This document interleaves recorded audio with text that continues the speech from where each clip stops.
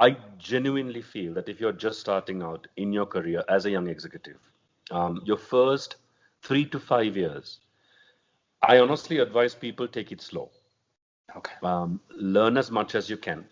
Don't worry about the salary. Don't worry about the designation.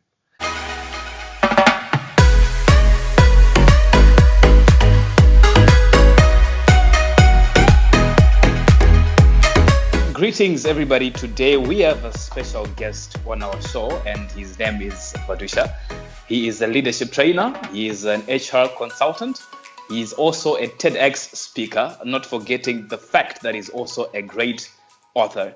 He is the founder and the destiny architect of several corporations, including i5, which is a leading and one of the largest corporations in that field in Sri Lanka. Thank you very much, sir, for being on our show. Welcome.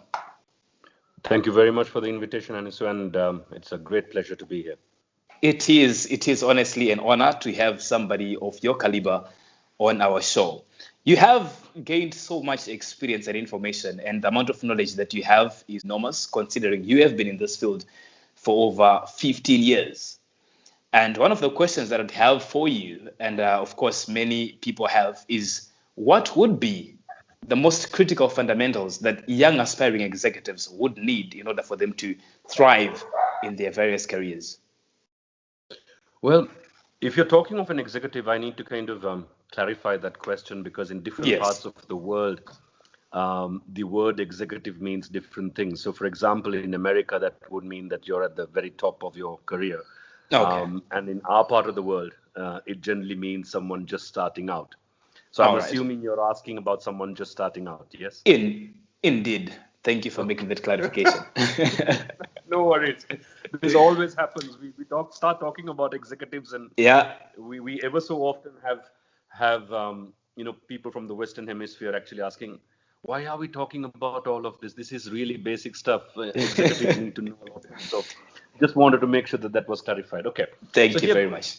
I think if you're starting out in any career, I think it's very, very important. And I know this is probably not the general norm of advice you would get. Okay. But I genuinely feel that if you're just starting out in your career as a young executive, your first 3 to 5 years, I honestly advise people take it slow. Okay. Learn as much as you can. Don't worry about the salary. Don't worry about the designation. Just pick a field that you have a certain passion for, that you think you might have a certain skill set for. Yeah.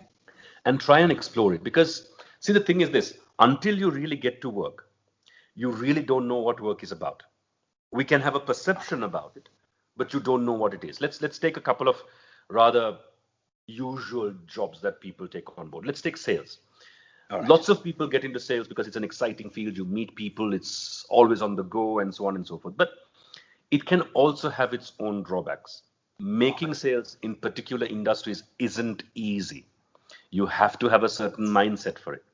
So the first couple of years is just about learning the ropes. And I think you should have an open mind to honestly say this is not for me if it is not turning out to be what you want it to be.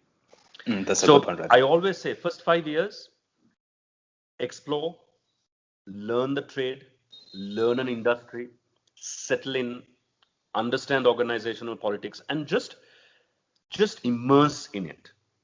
I think it's quite normal for people to walk into an organization with a certain expectation and find out that it's completely different in reality. Even things like being a doctor. I remember one of my young nephews actually turned up in hospital for the first time, and they were given like a small orientation before they went into A-levels. Yeah. His life's ambition always was to be a doctor. So he picked medicine, picked up his subjects, and for the first time actually watched someone in an operating theater, and fate had it that the patient died. And he changed his mind immediately. And he said, look, I don't think this is what I want to do. I don't want to kind of have someone dying on me. And he went on to do finance after that. So he's in finance right now. So I think it's very, very common for people to have a change of heart, and you should be okay about it. I think the biggest mistake you would do, as a young executive is to have a certain qualification, walk into an organization, find out it's not for you, but stick around it simply because that's the first job you took on. So I think Yeah. 3 to 5 years, my genuine advice to a young executive would be take your time, settle in, decide whether this is really for you, the Yeah. industry and the vocation. Yeah. And once you're done deciding on that, try and learn as much as you possibly can in the first 3 to 5 years. Yeah. Then I think you're really ready to kind of embark upon a career. Because remember, doing a job and having a career are two different things. So Okay. it's very, very important before you choose a career that you have immersed in it for a few years at least before you make up your mind. Would you mind just clarifying that point and diving into depth a little bit when it comes to the difference between your job and your career or work or your career? Okay, let's try and make the distinction. So for me, a Okay. job is a means of income. Okay. So you can do anything and make ends meet or make money. A career, on the other hand, is more of a long-term perspective. I always joke around this. I mean, my daughter asked me about this some time ago. She just turned 18. Okay. And Congratulations. I told her it's a bit like having a girlfriend and getting married, Okay. right? Um, you're permitted to change girlfriends, correct? Yeah. It's okay. Not that you should walk into a relationship with that mindset, but I'm saying you won't know until you walk into a relationship whether it is for you or not. So you need to Yeah, that's give true. yourself time for that. But once you get married, at least in our part of the world, I think we believe that once you get married, well, that's it. I mean, you need to commit Yeah. to it. Yeah. And for the better or for worse, until death do you part. As much as you possibly can. Of course, there are always exceptions to the rule. What I'm saying is the general norm is that it's with the understanding is that marriage is for life. Yeah. So, so it is important that you draw that distinction. And for me, a career is like marriage. It's something you commit to. It's something long term. It's something Yeah. that you make a vocation out of, and draw deep amount of personal gratification from. Yeah. It also, to a large extent, defines who you are. So, for example, I mean, that's how you introduced me. Yes, Yes. a leadership trainer, a coach, whatever you want to call it. That's because it's my career. But imagine if I had done a series of jobs doing different things. I don't think you'll probably use those adjectives to describe me, Yeah. because that is my chosen vocation and that's my career. So I Definitely. think a job is just a stopgap. A career is more long term. That's how I would define it. So you'd strongly recommend people to consider doing things that have a long-term perspective, because I see many people, they can be settling for the things that they do not want just for the sake of the money, and they live the rest of their lives doing things that are far away from the things that gravitate with their hearts and their passions. Well, that's a good point. I must admit, I see nothing wrong with doing that. It's perfectly all right. I mean, if your circumstances are such that you want the money, Yeah. not all of us come from the same background. I mean, I Yes. remember me starting out in my job. And for me, it wasn't much of a choice. I had to do a job, I had to make a living. Yeah. And was it something that I really wanted to do? Probably not. I had no idea what I was getting myself into. So you have two ways of doing this. You either can choose to follow your heart if you possibly have the opportunity to, and you Yeah. have the luxury of being able to. By all means, you should, and you should pursue it, and you should kind of do good by yourself and stick to those things that you are really passionate about. There's no harm in that.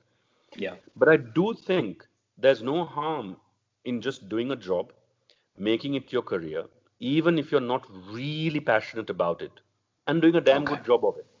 The Yeah. key is this. For me, the key is this. Whichever direction you go, I think you need to commit to doing great work. Yeah. Whether you love it or not is relevant as far as I'm concerned. If Okay. you've chosen to do it well. It's a bit like doing your studies. Nobody really, well, let me qualify that. Very, very few people really wake up in the morning wanting to study. You're a student, so you know. Yeah, I yeah, of hated course, my studies. definitely. I really did. I suffered through my entire education throughout Yeah. my formal education, my tertiary education, my professional qualifications. I suffered through it. I am not one to sit with a book and study theory. That's Yeah. just not me. But you need to do it, so you might as well enjoy it. Yeah. So for me, if I'm choosing to do something, I honestly look at a way of enjoying the process, because otherwise it becomes horrible.